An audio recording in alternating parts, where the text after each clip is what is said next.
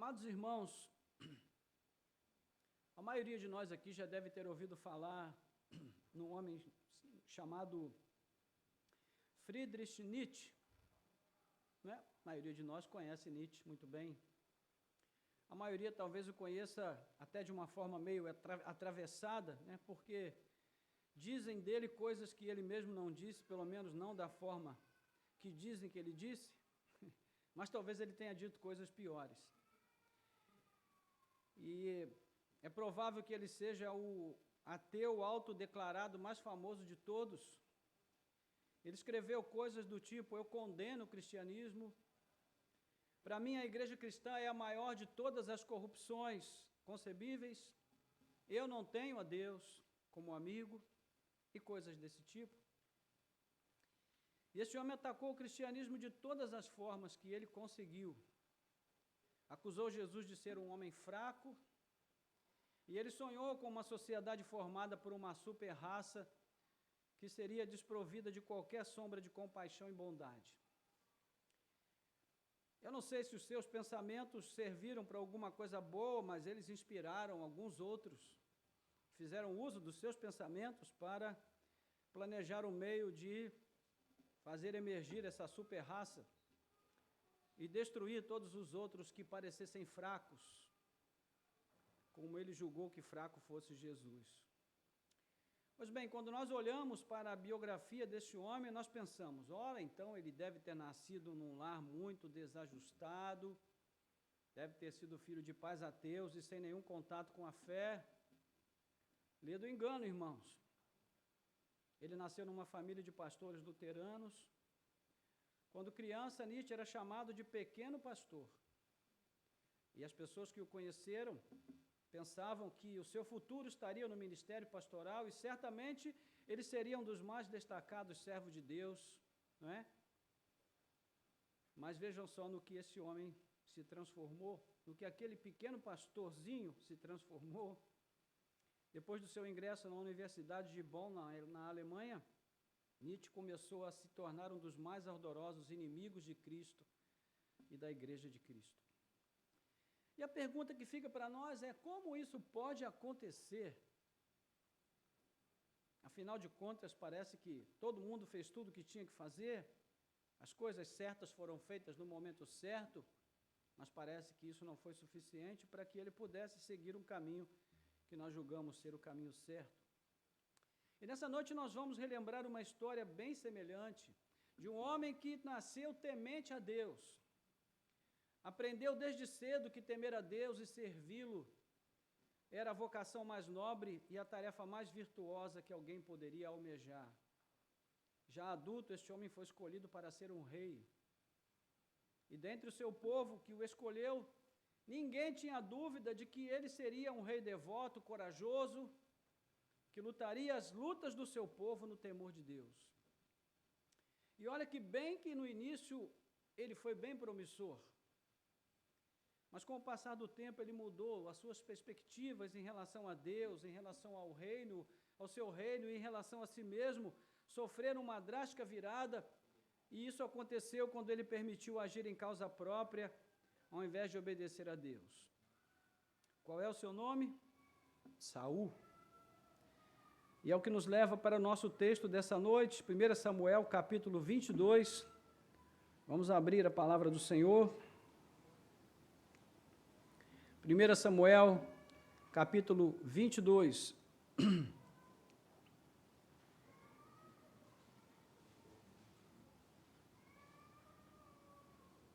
Vamos fazer a leitura. Chegou lá? Davi saiu daquele lugar e se refugiou na caverna de Adulão. Quando seus irmãos e toda a casa de seu pai souberam disso, foram ficar com ele. Ajuntaram-se a ele todos os homens que estavam em dificuldades, os que tinham dívidas e todos os amargurados de espírito, e Davi se tornou o chefe deles. E havia com ele uns 400 homens. Daquele lugar, Davi foi a Mispa e em Moabe, e disse ao rei de Moabe: deixe que meu pai e minha mãe fiquem com vocês, até que eu saiba o que Deus vai fazer de mim. Davi levou-os ao rei de Moabe, e eles moraram com ele durante todo o tempo em que Davi esteve naquele lugar seguro. Porém, o profeta Gade disse a Davi: não fique neste lugar seguro, vá e entre na terra de Judá. Então Davi saiu e foi para o bosque de Herete. Saul ficou sabendo que os homens que o acompanhavam foram descobertos. Saul se encontrava em Gibeá, debaixo de uma árvore, numa colina, com a sua lança na mão, e todos os seus servos estavam com ele. Saul disse aos servos que o rodeavam: escutem, filhos de Benjamim, será que o filho de Jessé dará também a todos vocês terras e vinhas, e fará de todos vocês chefes de milhares e chefes de centenas, para que todos vocês tenham conspirado contra mim? Não houve ninguém que me avisasse que o meu filho fez aliança com o filho de Jessé. Não há nenhum de vocês que tenha pena de mim e me conte que o meu filho instigou contra mim o meu servo para me armar ciladas, como se vê neste dia. Então Doeg, o edomita, que também estava com os servos de Saul, disse: eu vi o filho de Jessé chegar a Nobe para falar com Aimeleque, filho de Aitube. A pedido dele, Aimeleque consultou o Senhor, também lhe deu o mantimento e a espada de Golias, o filisteu. Então o rei mandou chamar o sacerdote Aimeleque, filho de Aitube, e toda a casa de seu pai, a saber, os sacerdotes que estavam em Nobe, e todos eles vieram ao rei. Saul disse: escute, filho de Aitube. Este respondeu: eis-me aqui, meu senhor. Então Saul lhe disse: por que você conspirou contra mim, você e o filho de Jessé? Pois você lhe deu pão e espada, e consultou a Deus a favor dele, para que se levantasse contra mim e me armasse ciladas, como hoje se vê. Aimeleque respondeu ao rei: e quem dentre todos os seus servos é tão fiel quanto Davi, o genro do rei, chefe da sua guarda pessoal e honrado na sua casa? Por acaso foi essa a primeira vez que consultei a Deus em favor dele? Não. Que o rei jamais acuse o seu servo, nem ninguém da casa de meu pai, pois este seu servo de nada soube de tudo isso, nem muito, nem pouco. O rei respondeu: Aimeleque, você certamente morrerá, você e toda a casa de seu pai. Então o rei disse aos guardas que o rodeavam: voltem-se e matem os sacerdotes do Senhor, porque também estão de mãos dadas com Davi, e porque souberam que fugiu e não me disseram nada. Porém os servos do rei não quiseram estender as mãos contra os sacerdotes do Senhor. Então o rei disse a Doeg: volte-se você e mate os sacerdotes. Então Doeg, o edomita, se voltou e investiu contra os sacerdotes. Naquele dia ele matou 85 homens que vestiam a estola sacerdotal de linho. Também a Nobe, a cidade desses sacerdotes, passou a fio da espada, matou homens e mulheres, meninos e crianças de peito, bois, jumentos e ovelhas. Porém, dos filhos de Aimeleque, filho de Aitube, um só, cujo nome era Abiatar, se salvou e fugiu para Davi. Abiatar anunciou a Davi que Saul tinha matado os sacerdotes do Senhor. Então Davi disse a Abiatar: naquele dia, quando vi que Doeg, o edomita, estava ali, eu sabia que ele não deixaria de contar tudo a Saul. Eu fui a causa da morte de todas as pessoas da casa de seu pai. Fique comigo, não tenha medo, porque quem procura minha morte, procura também a sua. Mas comigo você estará a salvo. Vamos orar. Nosso Deus e Pai, graças te damos pela leitura da tua palavra santa, Senhor, pois a simples leitura da tua palavra já se constitui para nós um grande privilégio. Obrigado, Senhor, por tê-la em nossa língua, de tal maneira que nós possamos ler e entender o que ela diz, mas agora pedimos que o Senhor ainda nos fale um pouco mais nesse tempo de reflexão à luz do que o texto nos diz, que nós sejamos por ele desafiados, fortalecidos, encorajados, consolados e animados a seguirmos firmes no caminho da fé e da confiança em Ti. Nós te pedimos e te agradecemos, em nome de Jesus. Amém. Glória a Deus.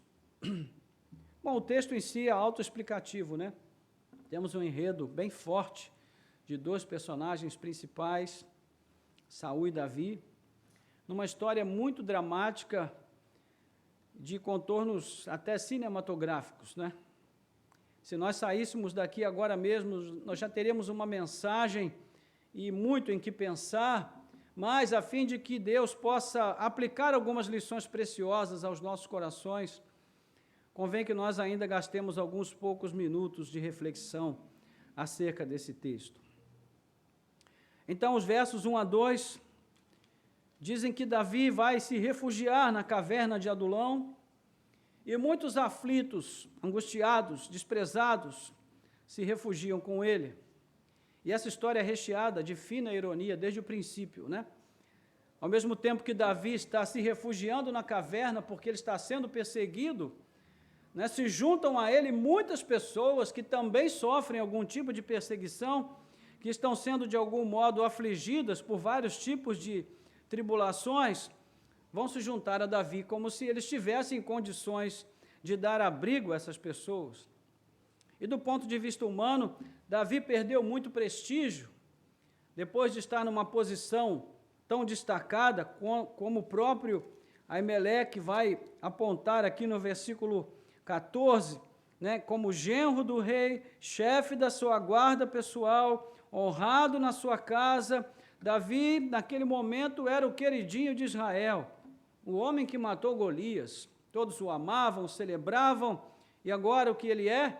Ele é o líder de um bando de desterrados, um bando de desocupados, como algumas versões vão frisar. Então, qual teria sido o crime de Davi para que ele tenha chegado a essa situação, irmãos? Nenhum. Davi não cometeu nenhum crime. Nós sabemos que ele estava sendo perseguido por causa do ciúme doentio de Saul, né? Não só doentio, mas também assassino. Um rei, Saul, que foi posto pelos homens, mas foi deposto por Deus.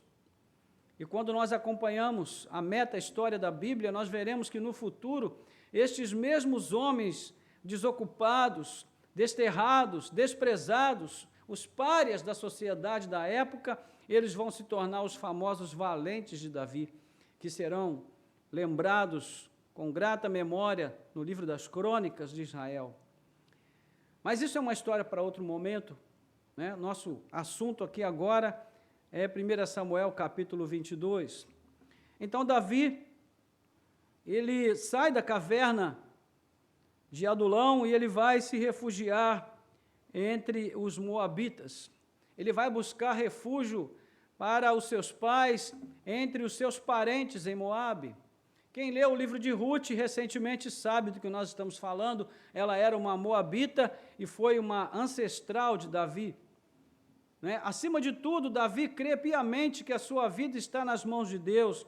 O versículo de número 3, né, ele diz que ele pede ao rei de Moabe que deixe que os seus pais fiquem ali, até que ele saiba o que Deus vai fazer dele. Ou seja, ele entende que, apesar de todas as situações que ele tem vivido, a sua vida ainda está nas mãos de Deus, ainda está sendo guiada por Deus. E essa é uma virtude em Davi.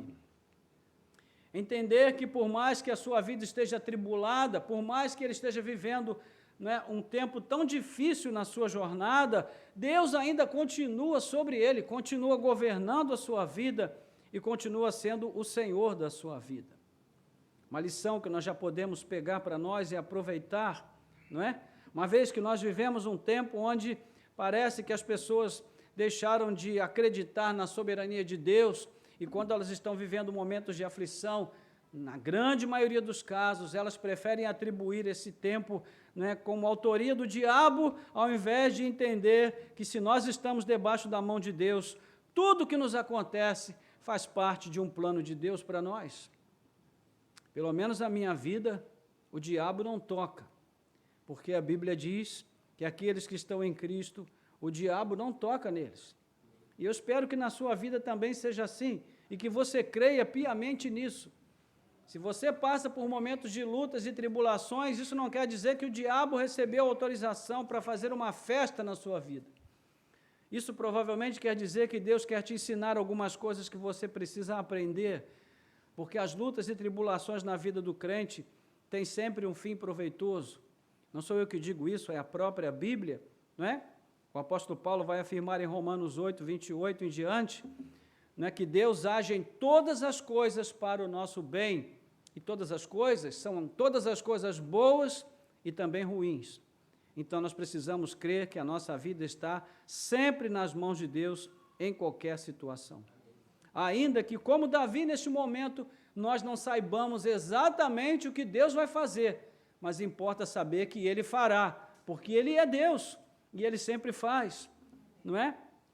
Então, neste momento, Davi está vivendo ali um tempo até de relativa tranquilidade, no reino de Moabe, quando o profeta Gade então traz uma notícia não tão boa para ele. Versículo 4, quando ele diz para Davi sair dali, daquele lugar seguro. É interessante que o texto frisa que a ordem de Gade tinha a ver com o fato de Davi ter que, naquele momento, sair da zona de conforto e se expor, não é? E aí, nós vamos ver, quando ele vai dizer isso no verso 5, não fique neste lugar seguro, vai e entre na terra de Judá. Então Davi saiu e foi para o bosque de Herete. Bem, quando Davi faz isso, ele se coloca de novo na linha de fogo de Saul, porque agora ele não está mais sob a proteção de um reino, não é? E então, nós chegamos ao verso 6, e aqui a história de Davi sofre uma interrupção e entra em cena outro personagem, Saul. Versículo 6 diz que Saul ficou sabendo que Davi e os seus homens que o acompanhavam foram descobertos. Saul se encontrava em Gibeá, debaixo de uma árvore, numa colina, com a sua lança na mão, e todos os seus servos estavam com ele. É muito significativo o texto frisar que Saul estava com uma lança na mão, porque parece que esse é o perfil de Saul na Bíblia, não é? É muito interessante.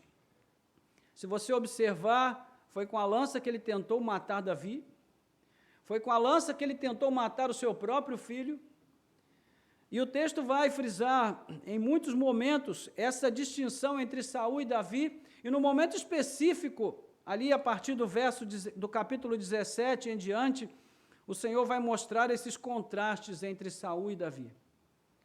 Enquanto Saul segurava uma lança, Davi segurava uma harpa. Enquanto o Espírito do Senhor se retirava de Saul, ele estava agora sobre a vida de Davi.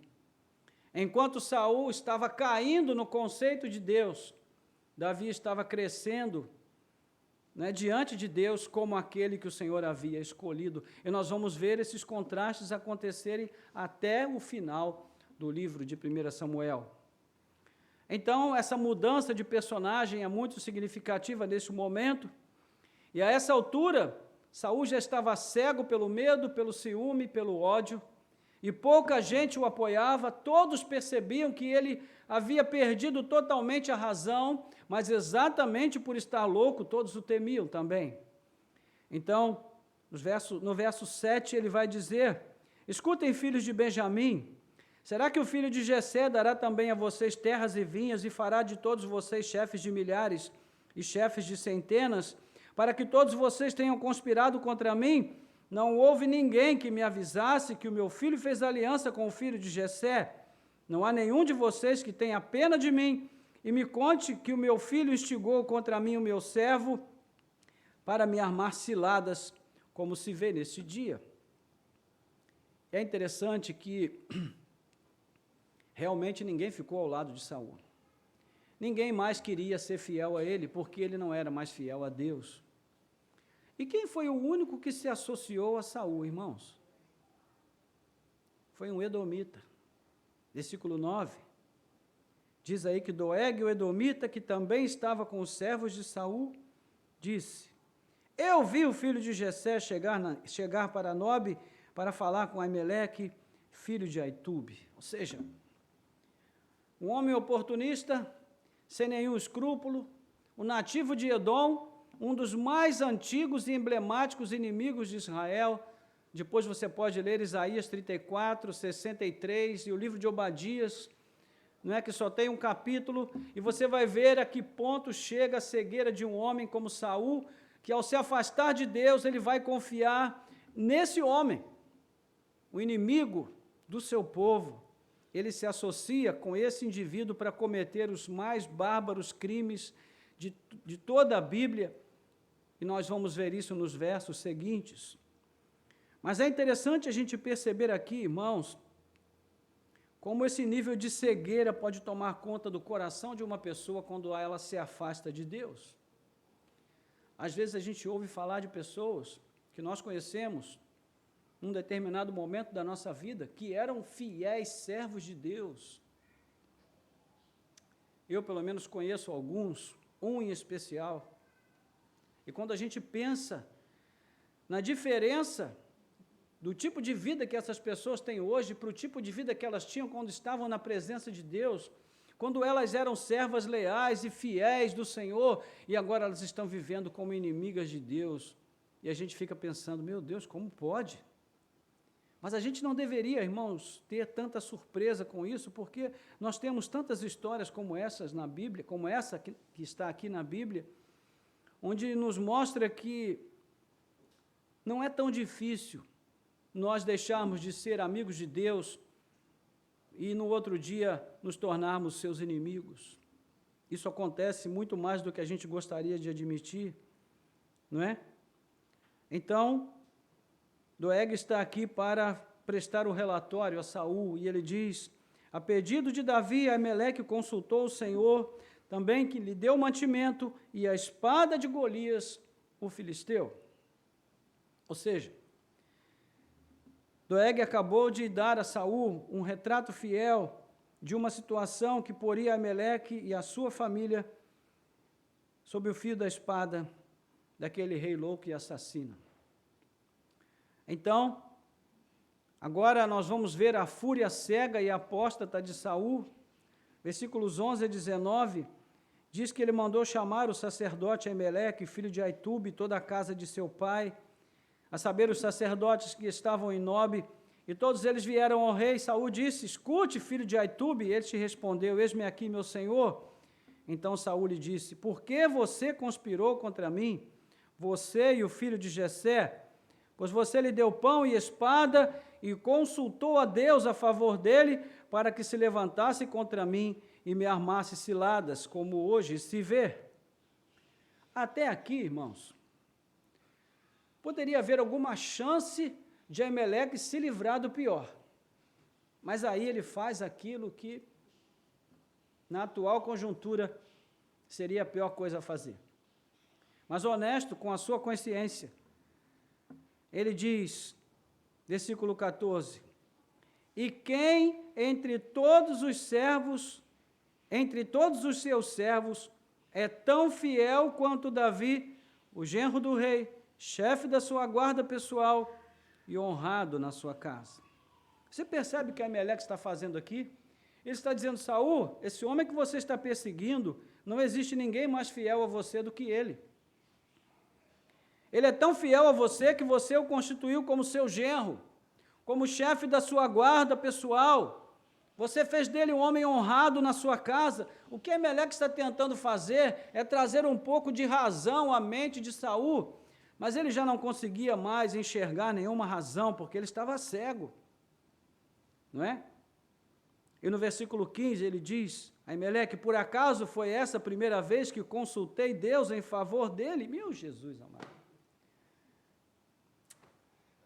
Aí tornou o mesmo caldo de uma vez. E ele diz, não, que o rei jamais acuse este seu servo, nem ninguém da casa de meu pai, pois este seu servo de nada soube de tudo isso, nem muito, nem pouco. Meus irmãos, aqui nós vemos um claro contraste. Saul, pelo menos as poucas vezes que nós o vemos ligado a algum tipo de culto, é sempre para fazer uma besteira. E mais uma vez aqui, nós estamos vendo isso. Por outro lado, Aimeleque mostra que Davi era um homem que costumeiramente ia consultar ao Senhor, ou seja, um homem piedoso. Não é? Então imagine você, numa situação como essa, não haveria chance de Aimeleque escapar mesmo. Então Saul é tomado de uma fúria tremenda, e ele diz para Aimeleque: você certamente morrerá, você e toda a casa de seu pai. E aqui, irmão, já não havia mais o que fazer. Qualquer pessoa que tentasse defender a integridade de Davi, a sua inocência, se tornaria inimigo de Saul.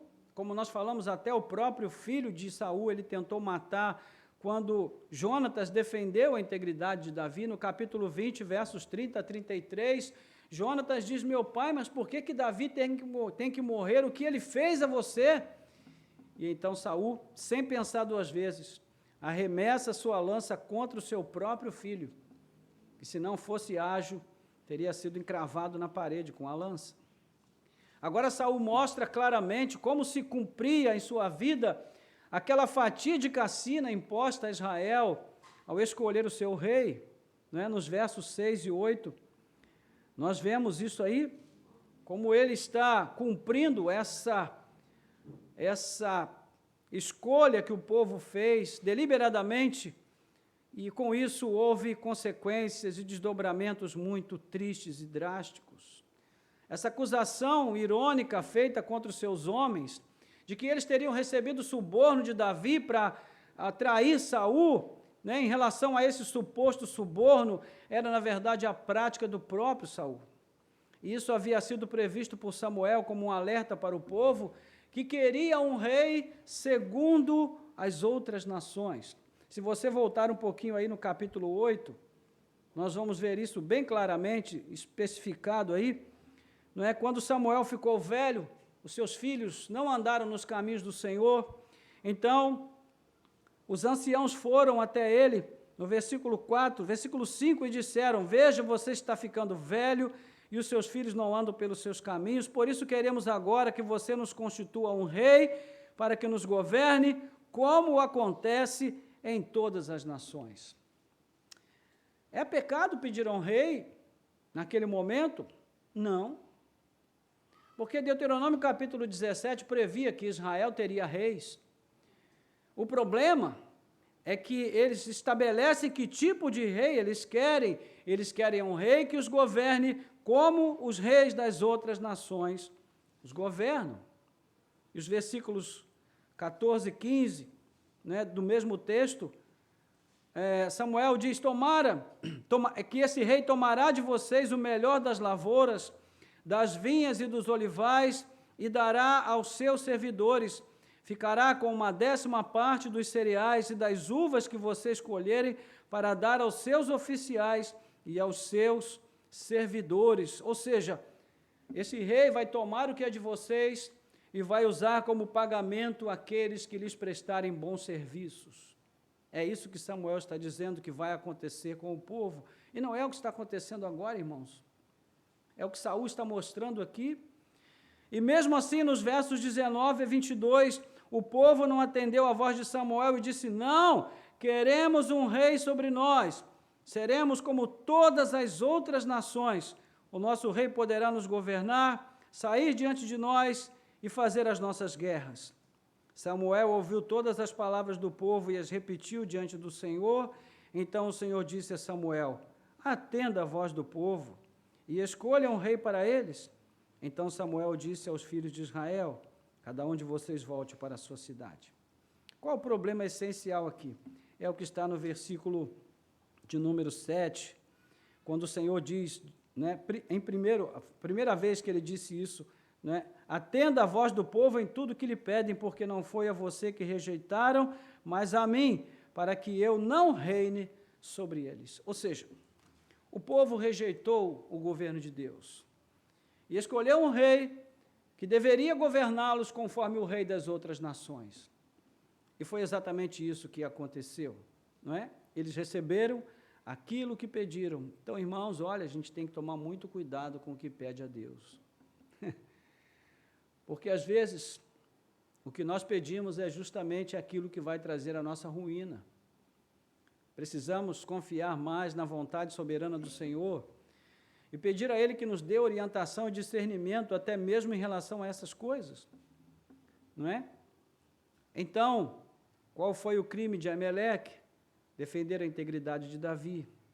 E ali ele assinou a sua sentença de morte, porque Saul era este rei, conforme o rei das outras nações, movido por ciúme, sede de poder, ganância, ambição desmedida e outros tipos de vaidades e pecados que são próprios daqueles que governam sem a direção de Deus. Agora, qual é a maior ironia dessa história, irmãos? Veja que a aplicação de Doeg, o seu rigor em cumprir a ordem de Saul, contrastava com a negligência de Saul em cumprir a ordem de Deus na luta contra os amalequitas. Se você ler o capítulo 15, você vai ver quase que ipsis literis as palavras que estão ditas aqui sobre o que Doeg fez em relação ao que o Senhor mandou Saul fazer. Ele disse que Saul deveria destruir tudo em Amaleque. Saul fez isso? Não. Ele manteve vivos o rei, alguns nobres, as riquezas ele pegou para si, manteve vivos os animais, que ele disse que era para sacrificar ao Senhor. E foi justamente essa a razão dele ter sido rejeitado por Deus. Porque ele, assim como o povo que o elegeu, que o escolheu, também rejeitou o Senhor. E é interessante, ironicamente interessante, né, e triste, que um edomita vai e faz em nome de Saul o que Saul deveria ter feito em nome de Deus. É triste isso. Né? Mas ele vai e faz exatamente o que Saul deveria ter feito. Destruiu tudo. Agora, a ironia ainda piora, porque dali a alguns capítulos à frente, lá no capítulo 28, nós vamos ver Saul descer à casa de uma necromante para consultá-la, porque ele já estava realmente no fim da sua jornada e totalmente louco e perdido, com a inimizade declarada contra Deus. E o que é que vai acontecer ali? A necromante diz: não, eu não vou fazer isso porque você mesmo determinou que quem consultasse necromante seriam mortos. Quem consultasse, e a necromante consultada, então não vou fazer isso. E Saul disse: não, você tem a minha palavra, que nem o fio de cabelo seu vai ser tocado. Então veja, um homem que abandonou a Deus, ele protege os necromantes, ele protege os pagãos, ele faz aliança com os edomitas e ele mata os sacerdotes do Senhor. Que inversão de valores desgraçada, não é? Tremenda, terrível, faz a gente até ficar arrepiado esse negócio. É uma história das boas, né? No sentido de deixar a gente preso na cadeira até o último capítulo. Então, é muito interessante a gente perceber essa inversão de valores. E aí, se pensarmos bem, irmãos, a quem Saul realmente estava tentando destruir? Será que era realmente a Davi? Será que ele queria destruir Davi? Será que era Davi a quem ele queria realmente matar, irmãos? Eu entendo que não. Saul queria matar a Deus. Era Deus a quem ele queria destruir. Por quê? Porque era o próprio Deus quem vinha poupando a vida de Davi todo o tempo. Lá no capítulo 17, na luta contra Golias, quando eles tentaram dissuadi-lo do desejo de lutar contra o gigante, ele disse: olha, eu estava tomando conta do rebanho do meu pai, e um leão se levantou, e eu o confrontei e o destruí, depois um urso também, porque o Senhor me livrou das garras de ambos.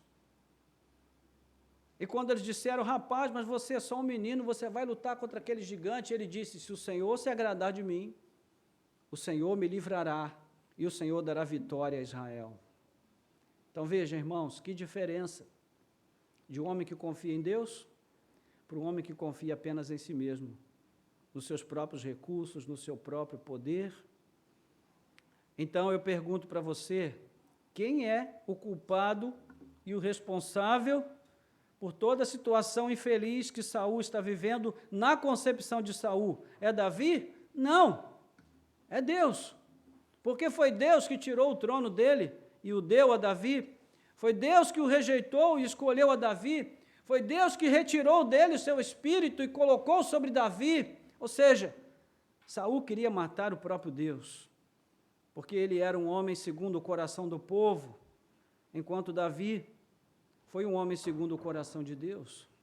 Não porque ele fosse perfeito, mas porque foi Deus quem o escolheu. Então, já a caminho de terminar, você percebe como existe aqui uma dinâmica acontecendo no texto? Em tudo que fazia para tentar salvar o seu reino, Saul estava caindo. Ele escolheu o inimigo errado. Lutar contra Deus não é uma boa escolha. E quem é esse homem tão ímpio que se atreve a assassinar a sangue frio os sacerdotes do Senhor, que faz aliança com edomitas? Ele é um ateu? Ele é uma pessoa ignorante da existência de Deus? Não, irmãos. Vocês se lembram que nós dissemos no início que ele teve um começo bem promissor? Pois é. Veja comigo no capítulo 11, nós vamos ver um retrato de Saul. Aqueles retratos que a gente coloca na estante para lembrar dos momentos importantes. No capítulo 11, Naás, que era amonita, foi e sitiou com seu exército Jabes Gileade, e todos os homens de Jabes disseram a Naás: faça uma aliança conosco e nós o serviremos. Porém Naás, o amonita, respondeu: farei aliança com vocês sob a condição de que seja vazado o olho direito de cada um de vocês, assim trarei vergonha sobre todo Israel. Os israelitas estavam a ponto de aceitar essa condição imposta por Naás, quando no versículo 4, os mensageiros chegaram a Gibeá, onde morava Saul, e relataram este caso ao povo. Então todo o povo chorou em alta voz. E eis que Saul voltava do campo atrás dos bois e perguntou: que tem o povo? Por que estão chorando? Então lhe contaram o que os homens de Jabes haviam relatado. Quando Saul ouviu estas palavras, o Espírito de Deus se apossou dele e ficou furioso. Pegou uma junta de bois, cortou em pedaços e os enviou a todo o território de Israel por meio de mensageiros que dissessem: assim se fará com os bois de todo aquele que não seguir Saul e Samuel. Então o temor do Senhor caiu sobre o povo, e saíram como se fosse um só homem. Saul contou-os em Bezeque, dos filhos de Israel havia 300.000, dos homens de Judá 30.000. Então disseram os mensageiros que tinham vindo de Jabes: digam aos homens de Jabes Gileade que amanhã, quando o sol aquentar, vocês serão socorridos. Os mensageiros foram, anunciaram isto aos homens de Jabes, e estes se alegraram. Então disseram os amonitas: amanhã nós nos entregaremos, e vocês poderão fazer conosco o que bem quiserem. Aconteceu que no dia seguinte, Saul dividiu o povo em 3 companhias que vinham pela vigília da manhã vieram para o meio do arraial e atacaram os amonitas até que se fez sentir o calor do dia. Os sobreviventes se espalharam e não ficaram 2 deles juntos. Então o povo disse a Samuel: quem são aqueles que diziam que Saul não deveria reinar sobre nós? Traga-nos aqui para que nós os matemos. Porém Saul disse: hoje ninguém será morto, porque no dia de hoje o Senhor salvou Israel.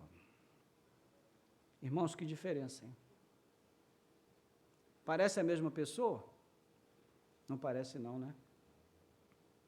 Samuel disse ao povo: venham, vamos a Gilgal e renovemos ali o reino.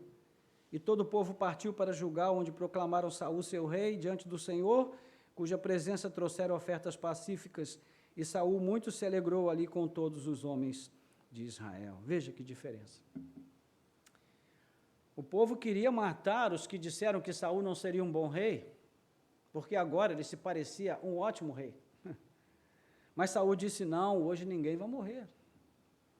E agora nós temos esse mesmo homem aqui, mandando matar os sacerdotes de Nob, porque simplesmente eles defenderam a integridade de Davi, que não tinha nenhuma culpa. Irmãos, que mudança radical.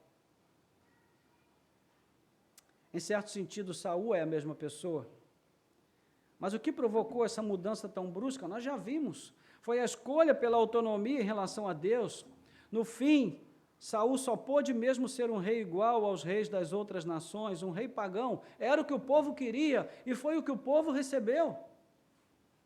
E como é que essa história termina?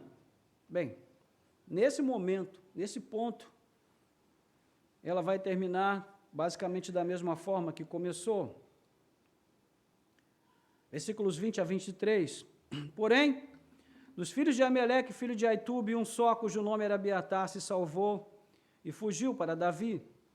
Abiatar anunciou a Davi que Saul tinha matado os sacerdotes do Senhor. Então Davi disse a Abiatar, naquele dia, quando vi que Doeg, o edomita, estava ali, eu sabia que ele não deixaria de contar tudo a Saul.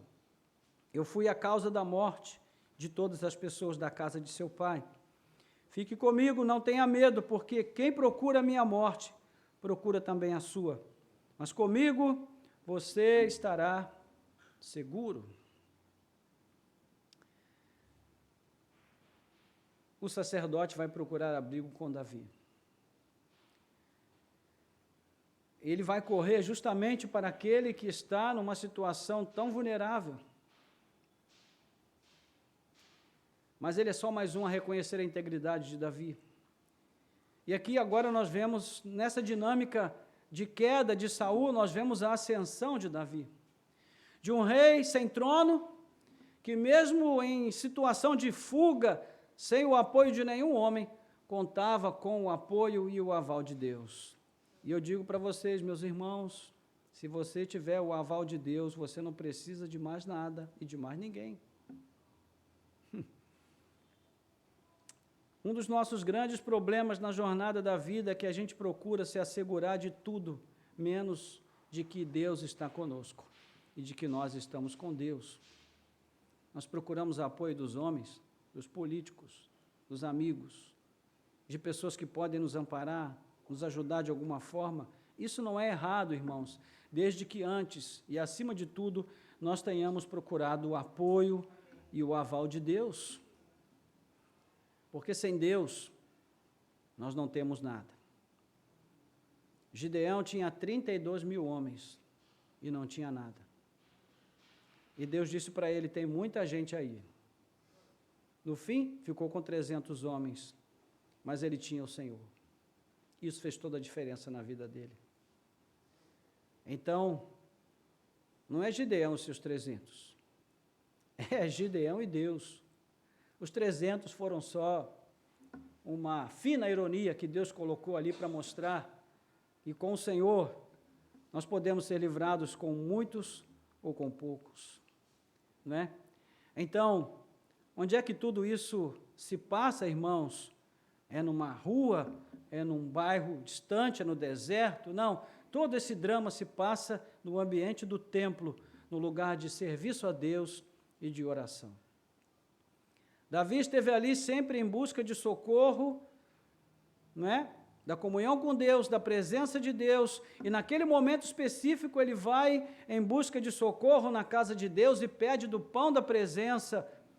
Aliás, ele pede pão, mas só há o pão da presença, que é concedido a ele, e nesse pão ele se fortalece assim como os seus homens. E Saul estava ali fazendo o quê? Ele estava em busca de vingança. Contra Davi, sim, mas exatamente ele estava em busca de vingança contra Deus.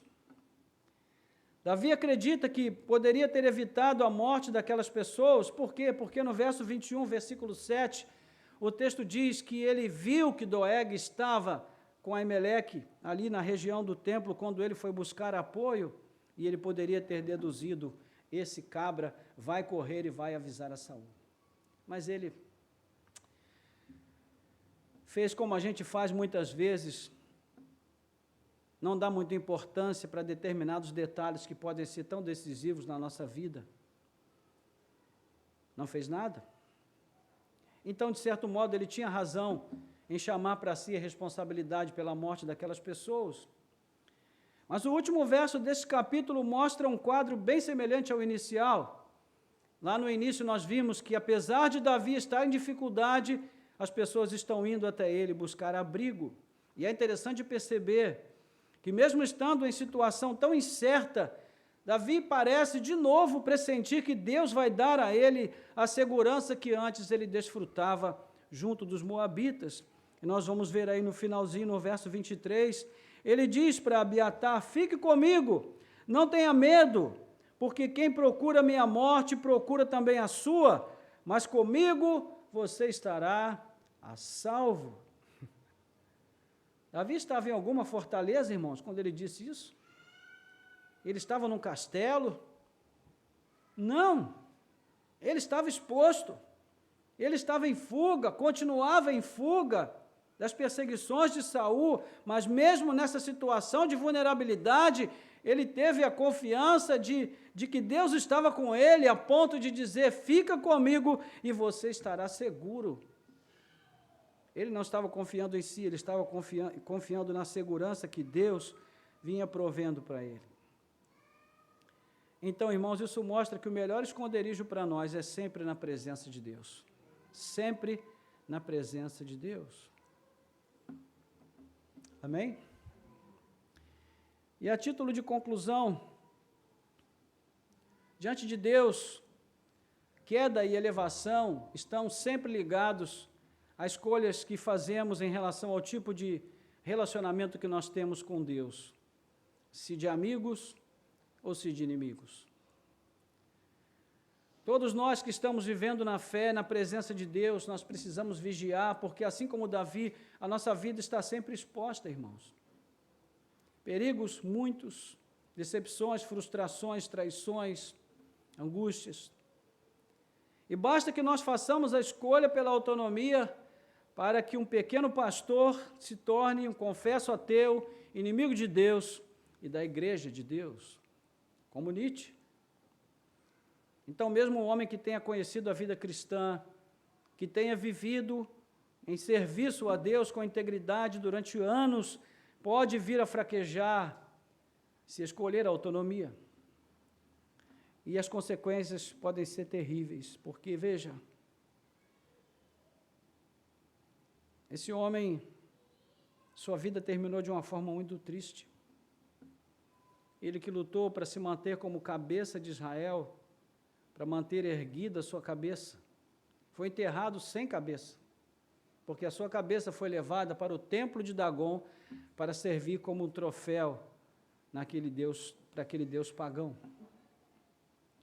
Ele foi pendurado, seu corpo foi pendurado numa muralha, exposto, em vergonha, terrível vergonha. E uns poucos homens piedosos depois foram lá, tiraram o seu corpo e sepultaram, escondido dos filisteus. Mas como nós podemos escapar de ser um Saul, irmãos? Sendo Davi. Mas espere um pouco, não aquele Davi, porque aquele Davi também cometeu seus erros. Quando ele escolheu o caminho de autonomia, ele também fez coisas terríveis e nós sabemos muito bem, não é? Agora, qual é a diferença?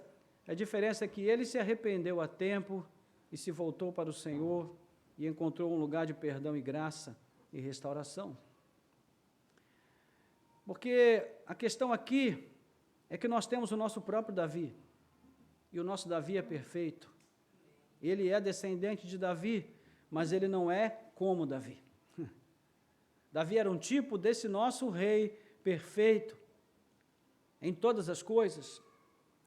Mas há semelhança entre as histórias desses dois, sim, porque o nosso Davi também viveu aqui como um desprezado, mesmo tendo sido ungido, rei legítimo, o único rei legítimo realmente escolhido pelo Pai, ainda assim ele viveu também refugiado em lugares ermos por causa da perseguição dos escribas, fariseus e doutores da lei, as autoridades religiosas, e quando ele se refugiou nesses lugares, também grandes multidões de aflitos, necessitados, párias, desprezados, iam até ele para buscar refúgio, abrigo e sustento para suas necessidades. Mas ele não fez dessas pessoas seus soldados, mas seus discípulos. Davi estava disposto a assumir a culpa pela morte de dezenas de pessoas, já o nosso Davi assumiu a culpa pelos pecados de milhões, a fim de que eles pudessem se livrar da morte eterna. Então é somente através desse Davi, Jesus Cristo nosso Senhor, que nós podemos escapar de ser um Saul. É somente nele que nós poderemos viver em obediência integral à vontade de Deus, porque ele foi obediente até a morte, e morte de cruz. E ele não se desviou do propósito do Pai, nem para a esquerda e nem para a direita. E lembremos, irmãos, que toda aquela tragédia teve como palco a casa de Deus. Então, o fato de estarmos na igreja não nos protege de agir como autênticos pagãos, de cometer atrocidades. Basta que o nosso coração deixe de estar firmado em Cristo. E tudo é possível. Então, este homem que pretendia matar a Deus, na verdade, já o havia matado em seu coração há muito tempo. É claro que ele jamais poderia alcançar o seu intento do ponto de vista literal, não é como diz o Salmo 2, o Senhor se acaba de rir daqueles que pensam que podem confrontá-lo, ele se acaba de rir. Porque é muito engraçado pensar que alguém possa confrontar a Deus. Mas do ponto de vista espiritual, afetivo, Saul já havia matado Deus em seu coração. E o risco de matar a Deus em nossos corações é real, irmãos. E para isso basta que nós comecemos a fazer pequenas concessões aos deveres que nós temos com o Senhor. Foi o que aconteceu com Saul. E foi o que o levou ao fundo do poço. Ele pensou, poxa, eu posso obedecer, mas não tão radicalmente, né? Eu posso fazer a vontade de Deus, mas não preciso ser tão rigoroso com essa vontade. Então, isso se chama relativização. Saul talvez tenha sido o primeiro crente relativista da Bíblia Sagrada. A primeira pessoa que achou que poderia negociar com Deus até que ponto a sua vontade deveria ser cumprida ou não. Então, meus irmãos, busquemos refúgio em Cristo. Busquemos nos esconder nele até que passem as grandes ondas de tentações que sobrevêm sobre as nossas vidas, para que nós sejamos poupados da destruição, para que nós possamos ser poupados de matarmos Deus em nossos corações e percebermos isso quando já for tarde demais. Que o Senhor nos dê graça, que Ele nos fortaleça, nos ajude e nos acolha em seus braços de amor, para tirar de nós toda essa identificação que ainda possa haver, né, com esse homem tão mau e perverso, que foi escolhido rei por um povo tão mau e perverso quanto ele, e ambos mataram a Deus em seus corações. Que Deus nos livre de acontecer o mesmo conosco. Amém? Vamos orar, curve a sua cabeça. Nosso Deus e Pai, graças te damos pela oportunidade preciosa de ouvirmos a Tua palavra, Senhor. Ó Deus, nós agora também nos quebrantamos e admitimos, ó Deus, que o nosso coração, Pai, está mais constantemente alinhado a Saul do que a Jesus Cristo, nosso Senhor. E muitas vezes, Senhor, o nosso coração está assim desejoso de fugir da Tua presença, de escapar da Tua vontade, ó Deus, de relativizar os Teus planos e a Tua palavra em nossas vidas e escolher, ó Deus, o quanto obedecemos e o que, ou no que obedecemos ou não a palavra do Senhor. Nós te pedimos que o Senhor possa tirar do nosso coração toda e qualquer identificação com essas atitudes mundanas, pagãs e perversas, ó Deus, de Saul e de todos aqueles que com ele também desistiram, Senhor, de estar diante de Ti, abriram mão da Tua direção e rejeitaram, Senhor, o Teu governo sobre as suas vidas para viverem a autonomia de um homem arrogante que pensa que pode viver longe de Deus e ainda assim ser feliz. Ó Senhor, perdoa-nos se em determinados momentos da nossa vida nós também, Senhor, agimos da mesma forma. Talvez não com pensamentos tão macabros e perversos em nossos corações, mas ainda assim, Senhor, permitindo que a comunhão contigo se apague gradativamente em nossos corações. Permitindo, Senhor, que a prática da piedade nas nossas vidas vá se tornando algo cada vez mais escasso e nós não fazemos nada a esse respeito. Permitindo, Senhor, que nós mesmos estejamos vendo que o nosso testemunho não é um testemunho condizente com a vida cristã verdadeira e autêntica, mas nos conformamos com isso, não fazemos nada, não tomamos nenhuma atitude para mudar esse fato. E é, Senhor, através dessas pequenas permissões, dessas pequenas negligências, é através, Senhor, dessas pequenas negociações que nós vamos fazendo, dessas pequenas concessões que nós vamos deixando que o pecado tome conta da nossa vida, que a apostasia encontre lugar em nossa alma e que nós, aos poucos, vamos matando, Senhor, a comunhão contigo em nossos corações. Ó, Senhor, perdoa-nos, em nome de Jesus, e restaura nessa noite, Senhor, em nossos corações, a chama viva da Tua presença, ó Deus. Tira toda a frieza do nosso coração, Senhor.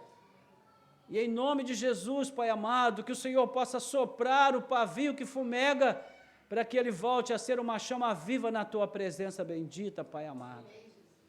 Não deixa, Senhor, que nós nos acomodemos, que nós nos conformemos com nada menos que seja, ó Deus, que não seja uma vida realmente viva, uma fé, Senhor, viva, uma fé que tenha expressão na Tua presença gloriosa em nossas vidas, ó Deus, e que se mostre no nosso testemunho no dia a dia, que as pessoas possam olhar para nós, ouvir o que dizemos, observar o que fazemos, e elas possam testemunhar que o Senhor está presente em nossas vidas, que o Senhor está vivo no nosso testemunho, nas nossas ações, palavras e intenções.